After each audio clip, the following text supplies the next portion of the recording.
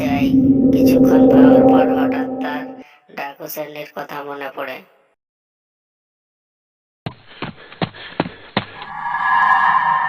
দেখো সাগনি, এই দেখো আমার বন্ধুর কবর, কিন্তু আমার বন্ধুকে পাওয়া যাচ্ছে না। তুমি আমাকে সাহায্য করো। ঠিক আছে, ভয় করো না, আমি ছাড়িয়ে নিয়ে আসবো। আমার পেছনে পেছনে আসতে থাকো। এই তো, এগুলোই আমার বন্ধুর জুতো। সামনাসামনি কোথাও আছে নিশ্চয়। ঠিক আছে, চিল্লা হাল্লা করো না, পেছনে পেছনে চুপচাপ আসতে থাকো। ভয়ঙ্কর রাক্ষস, আমরা কোথায় এসে পৌঁছালাম?